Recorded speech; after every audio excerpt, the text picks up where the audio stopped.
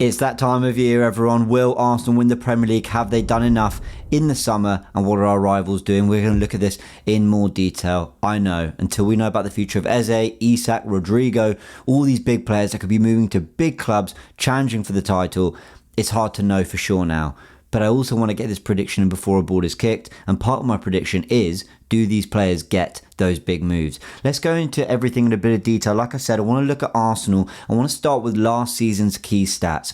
Finishing second in the league, we got 74 points, scoring 69 goals and conceding 34. We know where things went wrong. Too many draws in there, conceding 34 goals. We didn't lose loads of games, but we only scored 69, and we have to address that with forwards. Madueke and Gyökeres have come in. Let's look at Arsenal's 2025 summer signings. With Kepa at 5 million, Mascara, Zubimendi, a standout. Of course, we had that wrapped up pretty much from January, but we know he's going to be a big signing. Norgard comes in, Madueke at 52 million, and Gyökeres at 64. Now, I actually called for 6 signings and all of these positions and players to be addressed. I just didn't think Madueke would be the starting left winger, and I still think we need a little bit more there, hence my calls for Eze. But I think if you add Eze, I don't think I could have asked for much more from this window. Yes, Mosquera's come in. Yes, I'm wearing a Tomiyasu t-shirt. I miss him.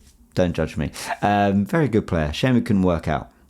But we know that Arsenal have done the bits largely to get the squad depth there, which is a little bit of extra quality. Eze could be that. Let's talk about Liverpool in a bit more detail, because we've got to look at the competition. And of course, they are the champions, finishing first last season with 84 points, scoring 86 goals and conceding 41. This is really fascinating. Goals isn't a problem. The points tally would probably have been higher had they not won the league so early. It's important to realise that there was a time where they maybe could have hit that 87 to 90, that kind of range, and we wouldn't really be questioning that points tally so much. That context is important. But the goals conceded is still interesting because it marries with the eye test, which is that going forward, they're scintillating. Defensively, no doubt Slot tidied things up from what was left from Klopp the year before.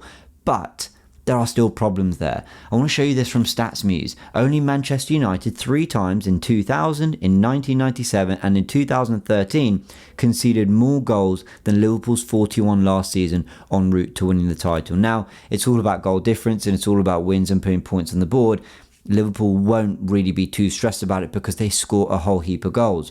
But defensively, there is something there that Arsenal can maybe look at as a weakness, despite all the quality they've added. And I think even if they add Isak, that is still an area that isn't necessarily addressed. Let me show you Liverpool's summer signings, with Pesci coming in at around 1 million, Frimpong and Curtis for £70 million as they've replenished their fullback options, Wirtz, the £120 million signing that I'm very jealous of, and Ekitike's come in at £79 million as well, leaving Liverpool's potential 11 as this: Alisson in goal, Frimpong, Konate, Van Dijk and Kirkes, Gravenberch and McAllister potentially as a double pivot as we saw last season. Those are Bosley could play there, Curtis Jones could play there, of course they got Endo in the squad, and then Salah, Wirtz, Gakpo behind an Ekitike or an Isak. Now there's other ways that they could balance this, because if they play Wirtz on the left and they don't start Gakpo in that position, Szoboszlai could maybe play in the 10, or he could play as a flat 3 and cover for the fullbacks that bomb on. I'm not saying Liverpool are an entirely imbalanced squad. That is a pretty mouth-watering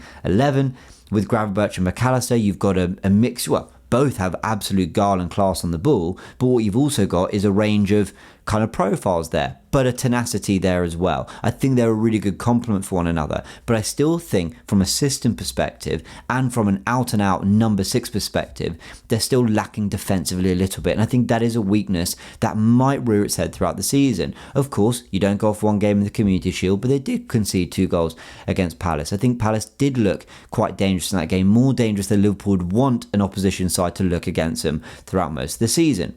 They're evolving. They've got a lot of new players there. If Isak comes in, I just don't think you can look beyond them for the title. But he's not in at the moment. And even with him, I still wonder whether there's a slight weakness there. But people, Liverpool fans, if you're watching this, I've got to look for a slight weakness, right? I've got to find hope. Because as much as it's about what Arsenal do, we need to know what our rivals are doing too. Where are those just sort of dents in the armour that you go, that's where you can get at them? We don't play Liverpool every week, but other teams do. And I wonder a year on whether they'll have learned something about slots Liverpool that they can get at a little bit more.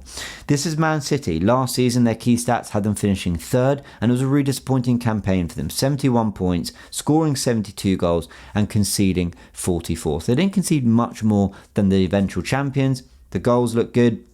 The points tally isn't great. I say the goals look good. It's actually only 3 more than Arsenal. Yeah, only 3 more than Arsenal. So it actually doesn't look that good.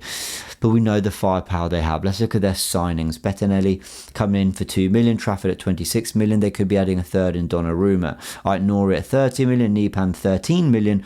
Reinders and Shirky coming in to 2 very high profile signings. Reinders can obviously play as a 6. Shirky can play out wide or in the 10.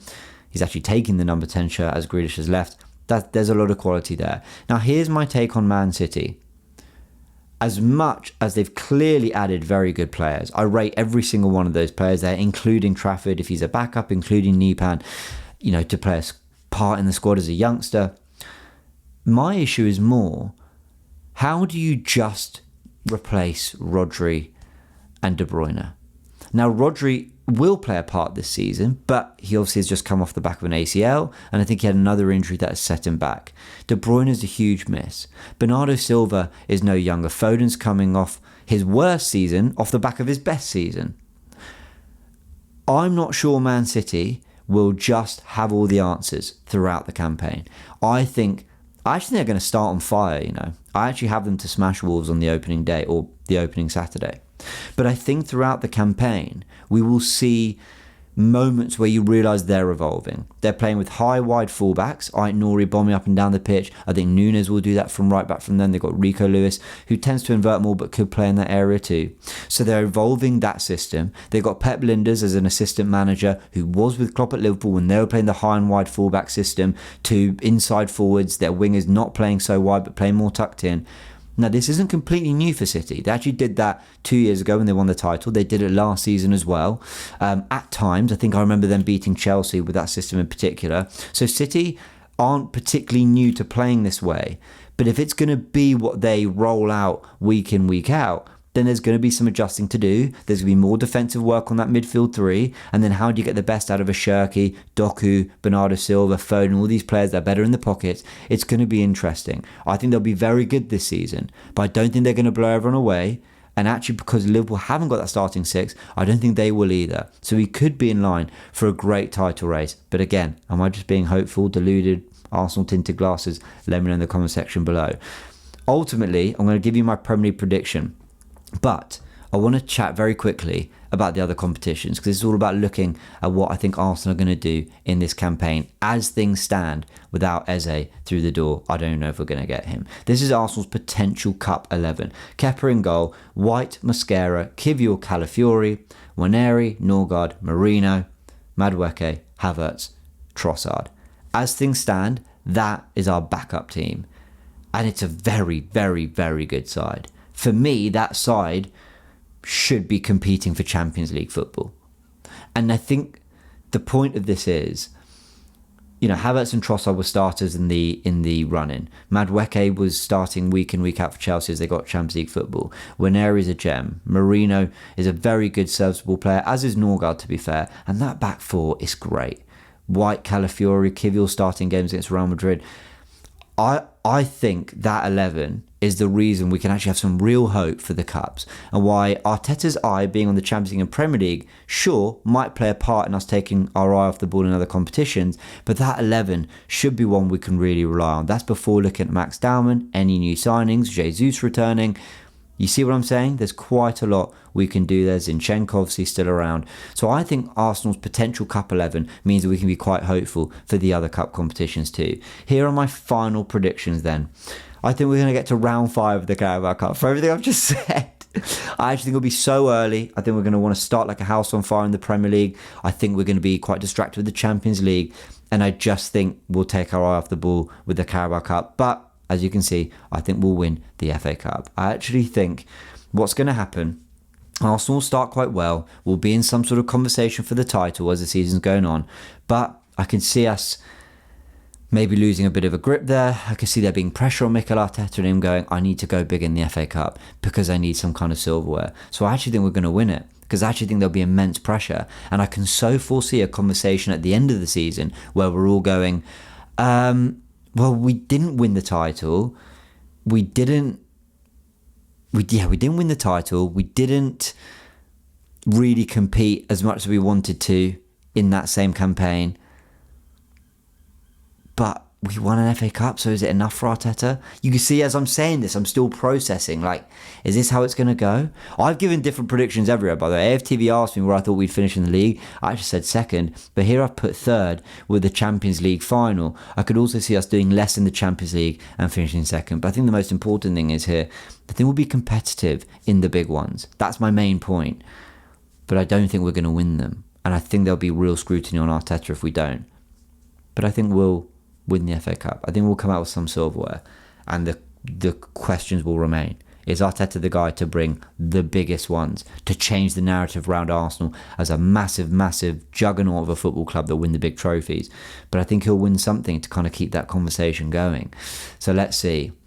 But I do change my mind. I've put third there in the Premier League, but I do think it could be second. If we get Eze, do you know what it is? I think the title race will be so tight.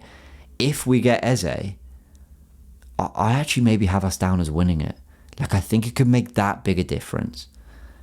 Let's see if we do it. I'd love to know your thoughts in the comment section below.